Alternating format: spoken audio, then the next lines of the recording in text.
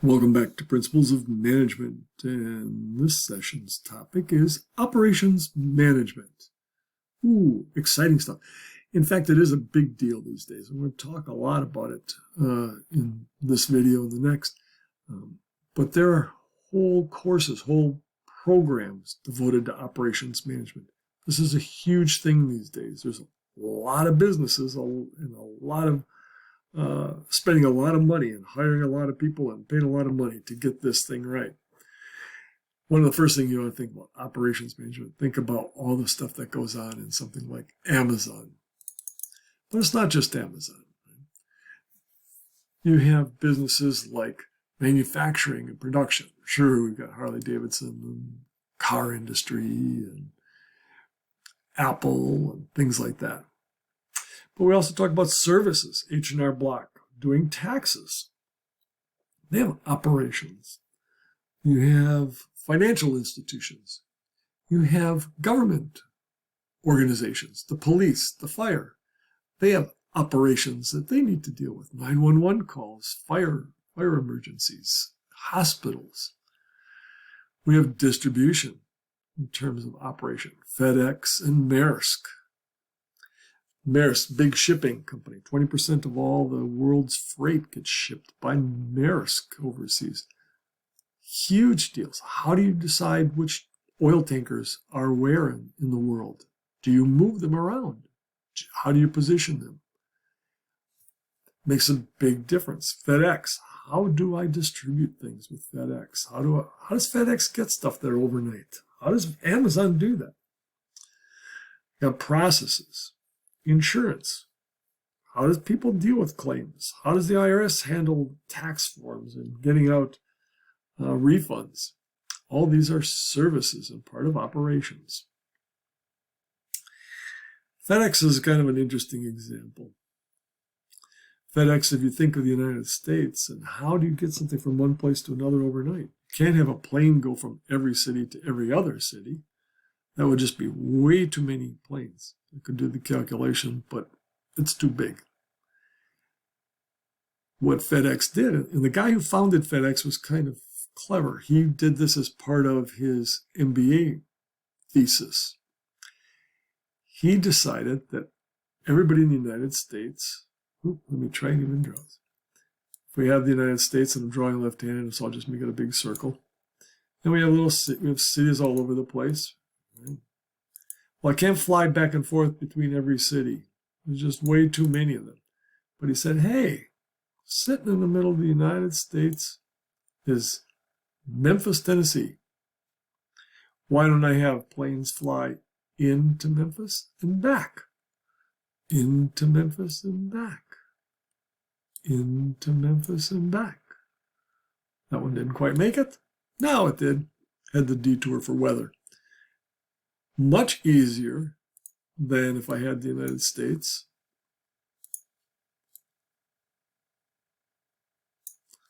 And I had my cities around.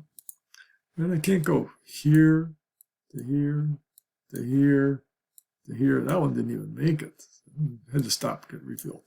And then this one goes to there, took the long way around. And then this one's got to go here and here. And you can see this thing becomes a mess in very short order. This is just a small number of cities. So the first way I showed you was much cleaner. Well, he got an A in his MBA thesis and started FedEx and became a billionaire. Problem solving. Solving problems is worth a lot of money, particularly in operations. It's important in terms of productivity. Are we going to have low costs, right? Costs are important. Quality, or can we assure quality? Inventory management, again, a cost issue. All of these things lead to profitability.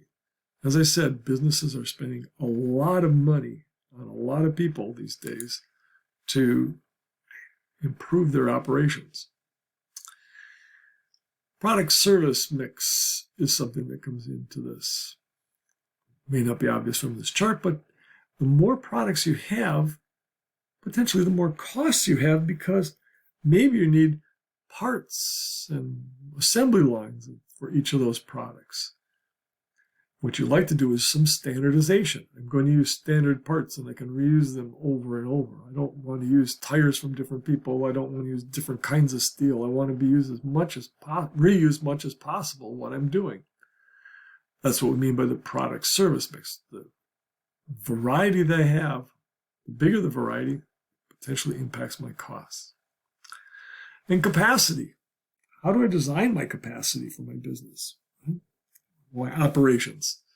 Telephone companies. Do I design my capacity to handle the ability to handle a call from everybody to everybody, anybody at once?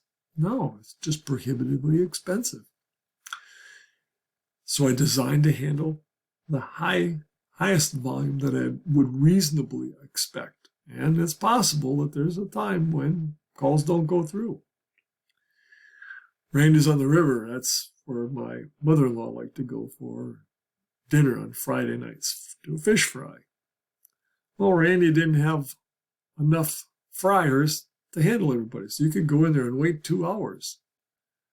Well, I spoke to Randy and went back a year later, and he was so proud to show me that he had added another fryer to his kitchen. There's a longer story to that, but the idea is the same as telephone companies. Capacity. How do you plan on how many fryers you're going to have, how many ranges you're going to have, ovens, those sorts of things. All businesses think about capacity. Facilities. Where am I going to locate them? Why do I locate them in a particular area? We have Boeing. Boeing built a new factory in the South. Why? Labor costs were cheaper. Not only that, but the government environment was easier. Regulations were easier in the South. How much do I automate? If you take the class someday, Business Simulation Seminar, this will be a big deal. How much do I automate? It costs money to do that, but it also makes things cheaper. Layout, we've talked about this. Product layout, process layout, fixed position. At least I think we've talked about that. We certainly did an intro to business. A product layout, you'll remember, is an assembly line where I have one assembly line for every product that I produce. Good example of that is a car company. I make cars, I make a Chevy Volt on one line, I make a Corvette on another. I make a GMC truck on another one. Well, that's good. It's very good for that, but it doesn't give me flexibility. If I'm not selling Volts, I can't make Corvettes on that product line. A process layout is much more functional. It says, here's the kind of steps that I do, and I move down an assembly line, but that assembly line can make me a number of products. For me, the classic example of that is Subway and Chipotle. Take Subway. You start out. What kind of bread do you want? What kind of meat do you want? What kind of cheese do you want? Then you go to the next part. What kind of veggies do you want? Then you go to the next part. What kind of topping do you want? And then you check out. You have one assembly line for whatever you're making. Meatball subs, chicken teriyaki subs, Italian subs. One assembly line. Same thing is true at a Chipotle.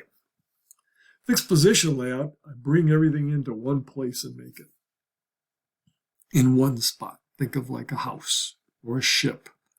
But small things, typically custom things, are made in one spot. If I'm making custom jewelry, I don't go down an assembly line. I make it all in one place to meet the customer needs. And cellular. This is where I might have an organization, a group of people that will make similar products in a particular area. Manufacturing, when we talk about operations, is a big deal. Automation. Here's a term you should know. Feedback loop.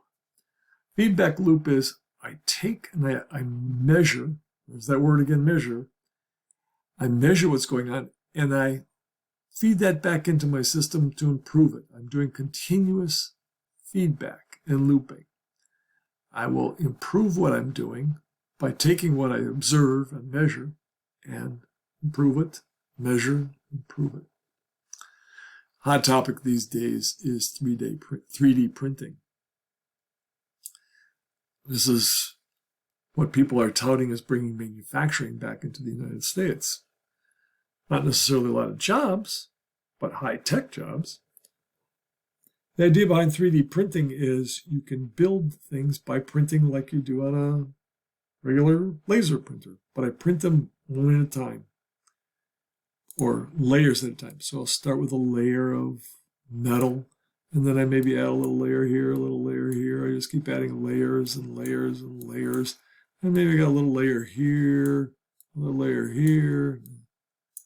And I don't know what I'm building, but I can make something. I can make a washer. I can make it's washer, I don't mean like a washing machine. I mean like a circular washer.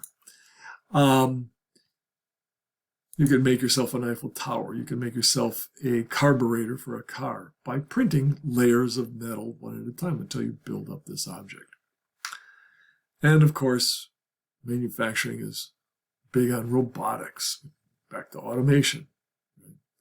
We even have robots going on in medical fields where people are doing robotic surgery.